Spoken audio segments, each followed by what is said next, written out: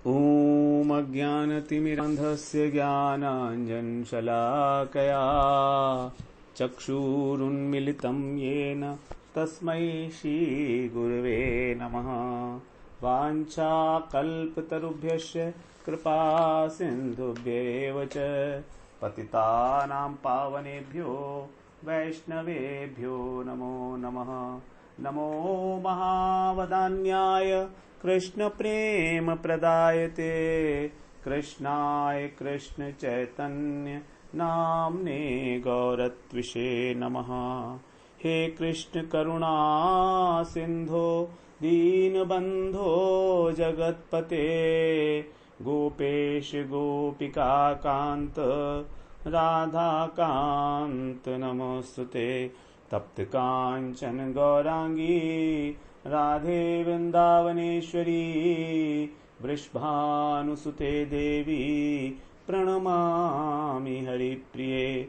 वृंदायै तुलसीदेव्यै प्रियायै केशवस्य च कृष्णभक्तिप्रदे देवी सत्यवत्यै नमो नमः। श्रीकृष्ण चैतन्य प्रभो नित्यानंद श्री अद्वैत गदाधर शिवासादि गौरभक्त वृंद। हरे कृष्णा कृष्णा कृष्णा हरे हरे, हरे राम राम राम हरे हरे। हरे कृष्णा। सर्वप्रथम मैं अपने गुरुपाद पद्म ओम विष्णुपाद अष्टोत्तर शत श्री श्रीमद् भक्ति वेदांत माधव गोस्वामी महाराज के चरण कमलों में अनंत कोटि दंडवत प्रणाम ज्ञापन करता हूँ। हम लोग श्रीमद् भगवद गीता के 7वें अध्याय का प्रथम श्लोक श्रवण कर रहे हैं। भगवान ने बताया उसमें, मय्यासक्त मना पार्थ योगम युञ्जन मदाश्रय असंशयम समग्रम माम यथा ज्ञास्यसि तत्शृणु। मय्यावेश्य मनोये मय्यासक्त मना पार्थ, यानी मुझ में आसक्त होकर अपने मन को मुझ में आसक्त करके योगम युंजन, योग में लगा रहकर और मेरा आश्रय लेकर। तो इसमें हम लोग बात कर रहे थे कि आसक्ति सबसे पहले, उसके बाद योग में लगे रहना मतलब भगवान की सेवा भक्ति योग के द्वारा और भगवान का ही आश्रय। तो भगवान का आश्रय लेने के लिए हम लोग चर्चा कर रहे थे कि बुद्धि की आवश्यकता है। जब तक हम अपनी बुद्धि से भगवान की महिमा नहीं जान लेते श्रवण करके, तब तक हम उसका आश्रय क्यों लेंगे। आश्रय का मतलब है हमें उनके ऊपर पूर्ण विश्वास है कि वो हमारी रक्षा करेंगे, वही हमारे पालन करता है और वही हमारे रक्षक हैं। क्योंकि आश्रय हम उसी का लेंगे जिसके प्रति हम शरणागत हो चुके हैं, और शरणागत होने के लिए महिमा का ज्ञान बहुत आवश्यक है। हम चाहे कितना भी प्रयास करें, भगवान को ये मजबूर नहीं कर सकता है वो कि हम दर्शन दें हमें। तो हमारा प्रयास तो एक जगह है, लेकिन साथ साथ जब हम भगवान के शरणागत हो जाते हैं तो फिर भगवान की कृपा होती है। भगवान की कृपा हमारे ऊपर तभी आती है जब हम शरणागति का भाव होता है हमारे अंदर, आत्मसमर्पण का। तो प्रयास और कृपा ये दोनों जब साथ साथ चलेंगे तभी हमको उपलब्धि होगी अपनी अभीष्ट वस्तु की। तो भगवान स्वयं कृपा करते हैं, और स्वयं कृपा करके ही जो भगवान का शुद्ध नाम है वो हमारी जीवा के ऊपर उदित हो सकता है। अब जब भगवान अपनी कृपा करते हैं तो उनकी कृपा कैसे होती है, बहुत क्षण मात्र के लिए स्फुरना के रूप में, किसी समय स्फुरना के रूप में उनका नाम हमारी जीवा पे अपने आप आ जाता है। हम नहीं करते हैं। यही है उनकी कृपा।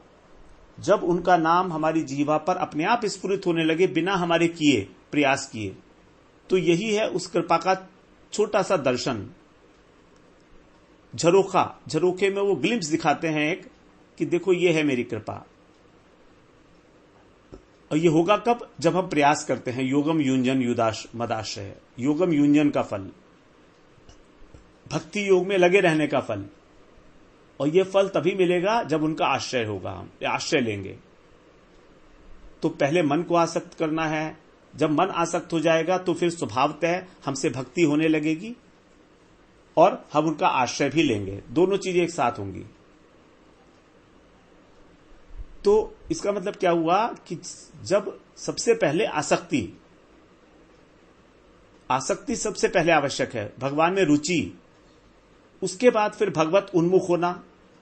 अब भगवत उन्मुख हो गए तो हम भजन करेंगे। भजन का मतलब श्रवण, कीर्तन, स्मरण, वंदन, पाद सेवन, जो भी भक्ति के अंग हैं उनका पालन करेंगे।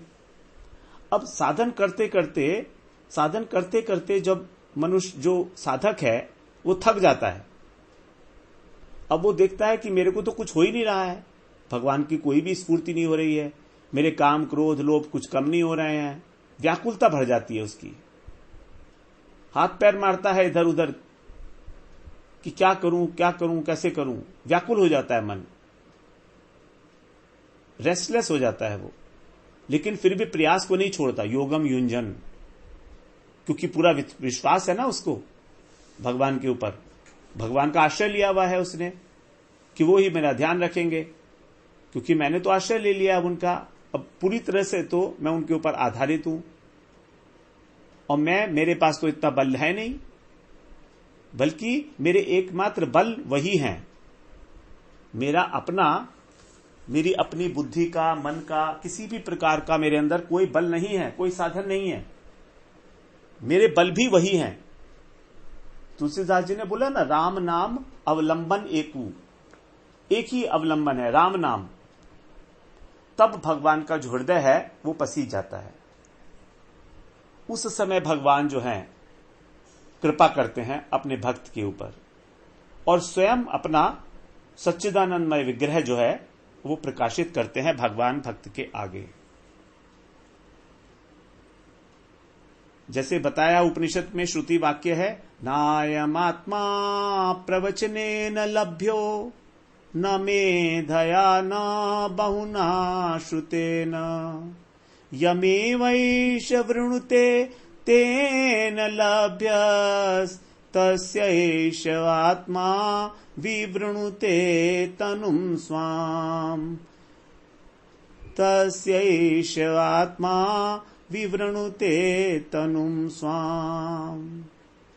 न अयम आत्मा, यहां पर आत्मा जो है भगवान के लिए कहा गया है, अयम माने यह, तो यह जो भगवान है, न माने नहीं, ये भगवान प्राप्त नहीं होते।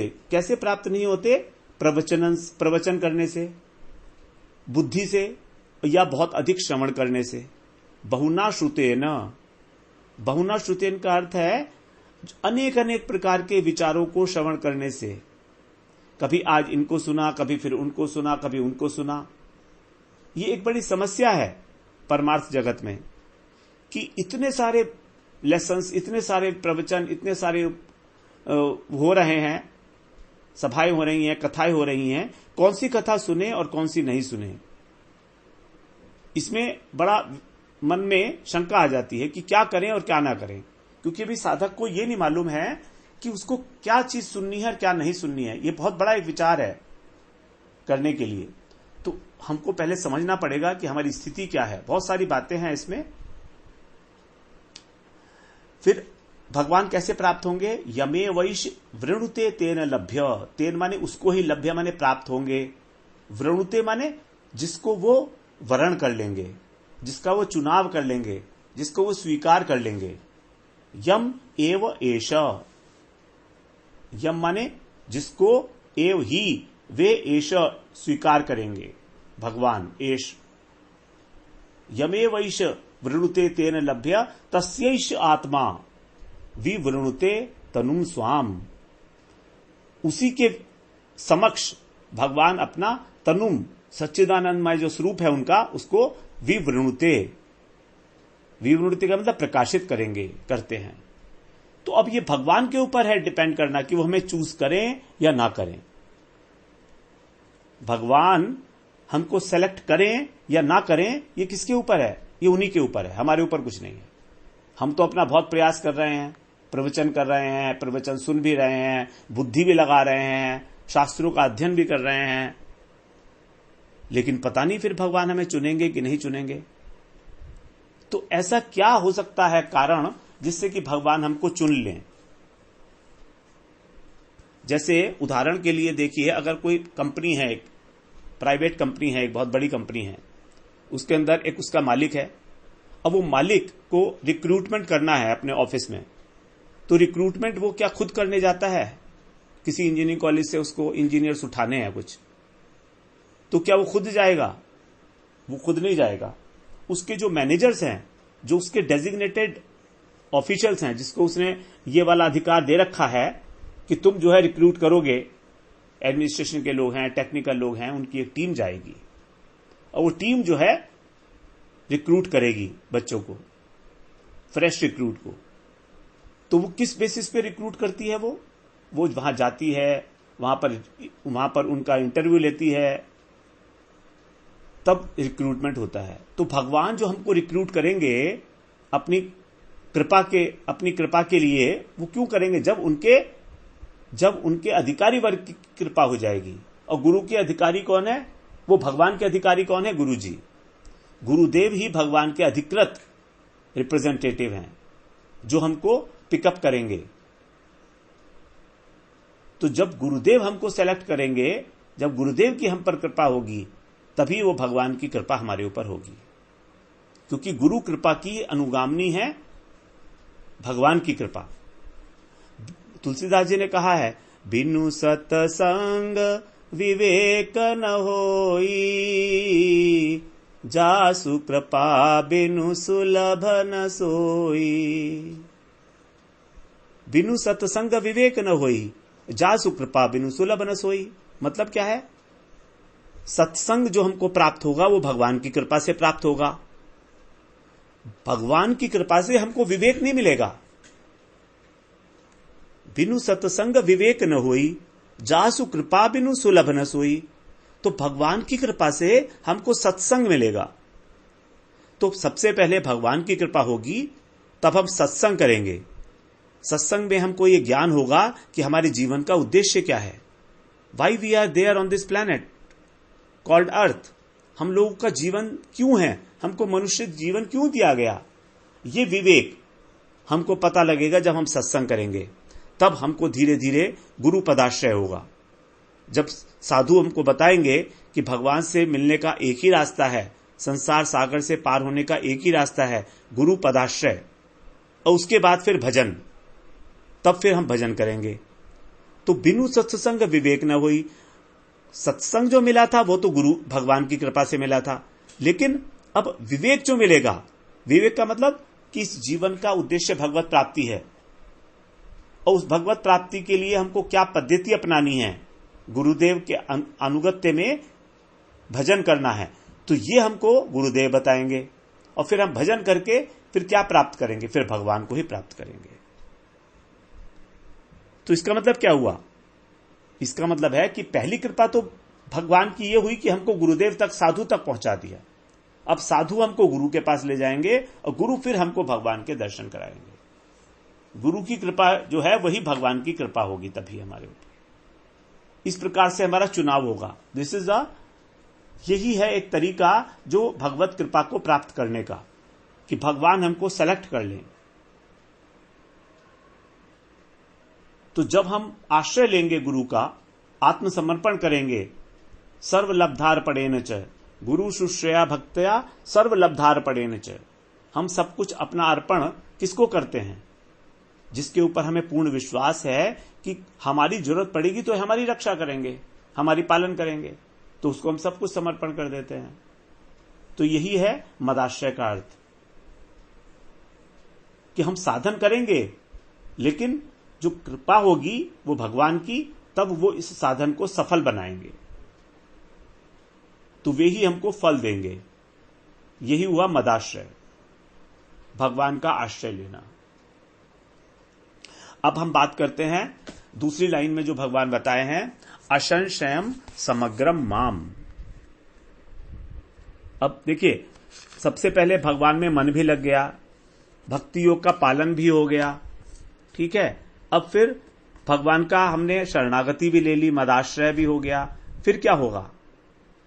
फिर उसका जो फल है वो बता रहे हैं यहां पर कि साधन में लगे रहने का फल क्या होगा, योग भक्ति योग में लगे रहने का फल क्या होगा। किसको मिलेगा वो फल? जो भगवान में जिसका मन आसक्त है, जिसने सर्वतोभावेन सब प्रकार से सारे आश्रयों को छोड़कर भगवान का आश्रय ले रखा है, और वो आश्रय लेकर जब भगवान की सेवा कर रहा है, सेवा का मतलब है भगवान के ही हरि नाम गुण का कीर्तन कर रहा है, श्रवण कर रहा है, स्मरण कर रहा है, वही जो है असंशयम समग्रम, भगवान को समग्र रूप से, निश्चित रूप से, असंशय माने संशय रहित होकर, ज्ञास्यसि जान लेता है, भगवान को जान लेता है। कैसे? उनके समग्र रूप को, भगवान को पहचान लेगा, भगवान को पहचान लेगा वो। अब भगवान को जानने का मतलब भगवान को पहचानना। हमारी जो प्रॉब्लम हम यही है कि भगवान हमेशा साथ हैं हमारे। भगवान तो सर्वव्यापक है ना, हम जानते हैं, भगवान सुहृद भी हैं हमारे, लेकिन हम उन्हें पहचानते नहीं हैं। लेकिन जो उनमें आसक्त है, जो उनमें अनुरक्त है, जिसने उनका आश्रय ले लिया है, वो उनको पहचान लेगा।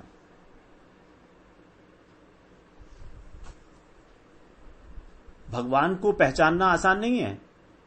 जो उनका भक्त है केवल वही पहचान पाएगा। भक्त्या माम अभिजानाति यावान यश्चास्मि तत्वतः, केवल भक्ति ही मुझे पहचान पाता है जैसा कि मैं वास्तव में हूं। एक भक्त ने तो यहां तक भी कह दिया, देख मृत्यु का रूप धरे, मैं नहीं डरूंगा तुमसे नाथ। अर्थात उसको अपनी मृत्यु में भी भगवान के दर्शन हो रहे हैं, और वो कह रहा है मैं डरूंगा नहीं, मैंने आपको देख लिया है। देख मृत्यु का रूप धरे, मैं नहीं डरूंगा तुमसे नाथ। भगवान मृत्यु का रूप धारण करके आए कि ये भक्त मेरे से डर जाएगा, लेकिन वो भक्त कह रहा नहीं, मैं नहीं डरूंगा आपसे, क्योंकि मुझे मालूम है कि आप ही हो, तुम ही साक्षात मृत्यु का रूप लेकर आए हो, तो तुम्हें पहचान के फिर तुमसे डरना क्या। तो यहां पर भगवान का जो बताया असंशयम समग्रम माम, ये बड़ा इंपॉर्टेंट है। समग्र को जानना बड़ा आवश्यक है। हम लोग अभी तक प्रथम षष्ठक में भगवान के दो रूप समझ आए हैं, दो रूप के बारे में चर्चा कराए हैं, ब्रह्म और परमात्मा। लेकिन ये दोनों समग्र नहीं है, असंपूर्ण है। ये भगवान के असंपूर्ण अभिव्यक्तियां हैं। असंपूर्ण नहीं, असंपूर्ण प्रतीतियां हैं, अभिव्यक्तियां हैं ये भगवान की। हम लोग श्रवण तो कराए हैं पहले भी भगवत तत्व में ही, वदन्ति तत्त्वविदस्स तत्त्वम् यत् ज्ञानम् अद्वयम् ब्रह्मेति परमात्मेति भगवानीति शब्दते। जो तत्वविद लोग हैं, जो तत्व को जानने वाले हैं, वो क्या कहते हैं कि ये भगवान जो है, ये तत्व क्या है? अद्वय ज्ञान पर तत्व है। अद्वय ज्ञान, अद्वय का मतलब जहां पर दो नहीं है, एकमेव द्वितीयो नास्ति, एक ही है, दो नहीं है वहां पर। उसी को कहा गया है अद्वय ज्ञान पर तत्व। हम लोग अद्वय की परिभाषा समझ आए थे।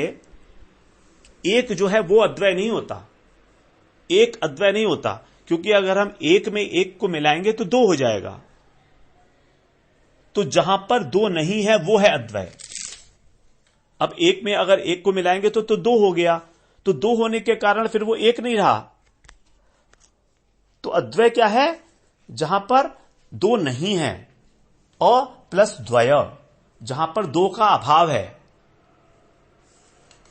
जहां पर दो का अभाव है मतलब एक ही वस्तु की सत्ता है, वो एक ही वस्तु अलग अलग प्रकार से प्रतीत हो रही है, प्रतिभासित हो रही है। जैसे एक ही वस्तु है सूर्य, अब वो अगर हम अलग अलग बाल्टियों में देखेंगे तो कितने सारे सूर्य दिखाई देंगे। तो वो सब एक ही सूर्य है, लेकिन अलग अलग बाल्टियों में प्रतिभासित हो रहा है, अलग अलग दिख रहा है, मगर है एक। वो ज्ञान स्वरूप है। अद्वय ज्ञान, ज्ञान का मतलब वो ज्ञान स्वरूप है और परतत्व है। ब्रह्मेति परमात्मेति भगवानिति शब्दते, 3 उसकी प्रतीतियां हैं, ब्रह्म, परमात्मा और भगवान। तो सबसे पहली प्रतीति है जो प्रथम आविर्भाव कहते हैं, उसको बोलते हैं ब्रह्म। ये ब्रह्म जो है ये क्या है? ज्ञान स्वरूप है। यही भगवान का जो सत चित आनंद में जो चित अंश है वही है ब्रह्म, केवल चित अंश। अब यहां पर सत्ता नहीं है, क्योंकि ज्ञान की सत्ता नहीं होती। ज्ञान एक वस्तु का गुण है, ज्ञान वस्तु नहीं है। ज्ञान वस्तु नहीं है। ज्ञान का कोई आकार है? ना आकार है उसका, ना रूप है, कुछ नहीं है उसका, ना उसमें आनंद है। तो ज्ञान है सिर्फ उचित अंश है भगवान का। जब इसमें सत अंश अर्थात सत्ता मिल जाती है तब उसका एक आकार बन जाता है। तो अब यहां पर सत और चित आ गए। जब 2 अंश मिलते हैं तब उनका आकार बन गया, रूप बन गया, चतुर्भुज नारायण के रूप पे। यही स्वरूप है भगवान का परमात्मा, जो भगवान की आंशिक प्रतीति हुई। और तीसरा है स्वयं भगवान, वहां पर आनंद अंश भी आ गया। तो सत चित और आनंद जब पूर्ण मात्रा में है तब हम उसको बोलेंगे भगवान। तो ये भगवान का तृतीय आविर्भाव हुआ। तो प्रथम प्रतीति या प्रथम आविर्भाव ब्रह्म, द्वितीय प्रतीति या द्वितीय आविर्भाव जो आंशिक है वो है परमात्मा, और तृतीय प्रतीति नहीं है, तृतीय में तो स्वयं भगवान ही है, स्वयं भगवान है समग्र रूप से। ये है तृतीय आविर्भाव, समग्र आविर्भाव। तो निर्विशेष ब्रह्म का ज्ञान और सविशेष परमात्मा का ज्ञान। सविशेष का मतलब साकार, उनका आकार हो गया ना, तो विशेषता आ गई उनमें आकार की। तो परमात्मा का ज्ञान और ब्रह्म का ज्ञान ये असमग्र ज्ञान है, असंपूर्ण ज्ञान है, पूरा नहीं है। क्योंकि जब एक वस्तु को जानना होता है तो उसको पूरी समग्रता में जानना होगा। जैसे हाथी, अब हाथी का पैर है वो पिलर की तरह है, हाथी की सूंड है, हाथी के कान है पंखे की तरह से हैं, हाथी की पीठ है। तो हाथी का अवयवों का ज्ञान संपूर्ण हाथी का ज्ञान नहीं हो सकता। तो ब्रह्म का ज्ञान और परमात्मा का ज्ञान असंपूर्ण ज्ञान है। उसमें भगवान की जो पूरी क्वालिटीज हैं वो नहीं आई हैं। जो क्वालिटीज भगवान में है वो क्वालिटीज परमात्मा में नहीं है पूरी। परमात्मा से कुछ विशेष क्वालिटीज हैं भगवान के अंदर जो परमात्मा में नहीं है। तो हम लोग पहले वर्णन कराए 5वें 6ठे अध्याय में ब्रह्म के बारे में भी और परमात्मा के बारे में भी। 5वां अध्याय बेसिकली ज्ञान योग था, जहां पर निर्विशेष ब्रह्म का प्रतिपादन हुआ था, और 6ठा अध्याय ध्यान योग के ऊपर था, जहां परमात्मा की बात की गई थी प्रधानतः। और ये दोनों आते थे हमारे गुणीभूता भक्ति के अंतर्गत। अब हम लोग जो है जो भी आगे बात करेंगे वो भक्ति की जो स्पेसिफिक ब्रांच है उसको लेके बात करेंगे, क्योंकि भक्ति सारी हैं, अनेक अनेक प्रकार की भक्ति जो हम लोगों ने चर्चा कर चुके हैं हम लोग। गुणीभूता भक्ति, प्रधानीभूता भक्ति और केवला भक्ति। तो ये कौन सा है? गुणीभूता भक्ति। गुणीभूता भक्ति कौन सी थी? जिसके अंदर रजोगुण से उत्पन्न ज्ञान नहीं, सत्वगुण से उत्पन्न ज्ञान और रजोगुण और तमोगुण से उत्पन्न कर्म, इसकी प्रधानता होती है, और भक्ति लेश मात्र, कहने मात्र को है। यही था गुणीभूता भक्ति। तो इस गुणीभूता भक्ति के विषय में इसमें क्या था कि ज्ञान को करना, वो ज्ञान की प्रधानता थी और कर्म की प्रधानता थी। तो यहां पर जो है हम बात कर रहे हैं ज्ञान की प्रधानता की, निर्विशेष ब्रह्म की बात। तो ज्ञान योग क्या है? ज्ञान प्रधान गुणीभूता भक्ति है। और अष्टांग योग क्या है? योग प्रधान गुणीभूता भक्ति है। और कर्म योग तो है ही कर्म प्रधान गुणीभूता भक्ति।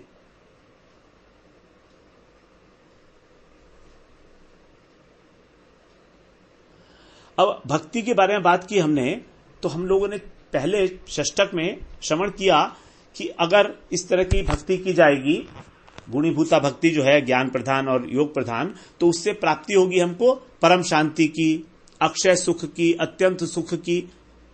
6 अध्याय में हम लोगों ने बात की नैष्ठिक की शांति, परम शांति। 5वें अध्याय में भगवान ने बताया था। तो क्या हमारा उद्देश्य यही है?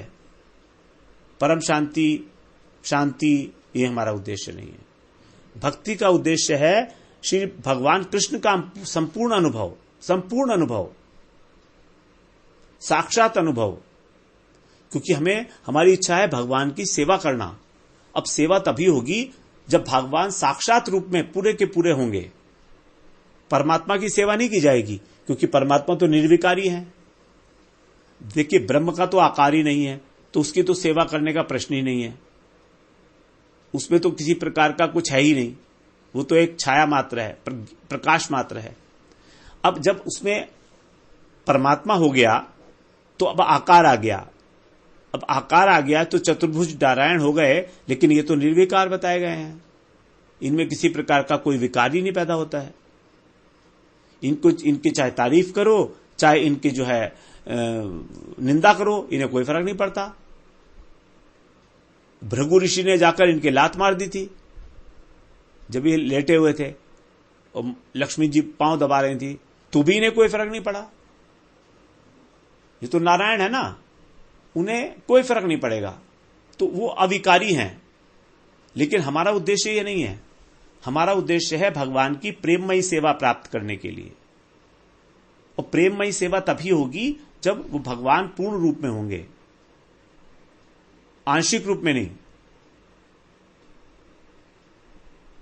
और कृष्ण का जब हम स्वरूप का ज्ञान प्राप्त करेंगे समग्रता में, तो उनके आंशिक स्वरूप का भी ज्ञान उसी में हो जाएगा। तो निर्विशेष ब्रह्म में, जब हम निर्विशेष ब्रह्म की बात करेंगे, तो उसकी प्राप्ति होने में कहीं ना कहीं संशय की संभावना है। भगवान ने स्वयं कहा है, क्लेशो अधिकतरस्तेषाम अव्यक्तासक्त चेतसाम अव्यक्ता ही गतिर दुखम देहवद्भिर अवाप्यते। कि जो ज्ञान योगी हैं, इनका क्लेशो अधिक क्लेश है इसके अंदर ज्ञान योग में, क्योंकि उनको अव्यक्त के ऊपर अपना ध्यान केंद्रित करना है, आसक्त करना है। चेतसाम, आसक्त, अव्यक्तासक्त।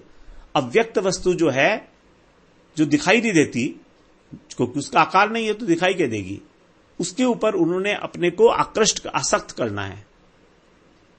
तो यहां पर भी कहा आसक्त चेतसाम। सबसे पहला काम क्या है? उस अव्यक्त को के ऊपर चित्त को आसक्त करना, मन को एकाग्र करना। फिर क्या बता रहे हैं? अव्यक्ता ही गतिर दुखम देहवद्भिर। देहवद्भिर का मतलब जो देहाभिमानी पुरुष हैं, उन लोगों को जो गति मिलेगी वो भी दुखमय है। हम लोग बात कर चुके दुखमय गति के बारे में कि उनको कौन सा स्थान मिलेगा। सिद्धलोक, सिद्धलोकस्तु तमसा पारे। ब्रह्मांड के उधर है सिद्धलोक, लेकिन फिर भी वहां पर क्या है? दुखों की ही आत्यंतिक निवृत्ति है, सुख का अनुभव नहीं है किसी भी प्रकार से। तो इसीलिए भगवान ने कहा था कि उसमें संशय रहने की संभावना है, क्लेश बहुत है। तो निर्गुण ब्रह्म के ऊपर अपने चित्र को समाहित करना, एकाग्र करना अत्यंत कष्ट है। और दुख, और जो गति है वो भी दुखमयी है। अर्थात उसकी उपलब्धि भी जो है वो पूरी नहीं है, असमग्र है, अपूर्ण है। तो इस प्रकार से जो ज्ञानियों के उपास्य तत्व है ब्रह्म, वो उनका जो ज्ञान होगा वो असंपूर्ण होगा और संशय सहित होगा। लेकिन अब यहां पर क्या कह रहे हैं भगवान? यहां पर कह रहे हैं असंशयम समग्रम माम। मैं जिस प्रकार का हूं उसको बिल्कुल असंशयम, बिना संशय के समग्र रूप से तू सुन। तो हम लोग फिर इसी को, चर्चा को आगे बढ़ाएंगे। वांछा कल्पतरुभ्यश्च कृपा सिंधुभ्य एव च पतितानां पावनेभ्यो वैष्णवेभ्यो नमो नमः।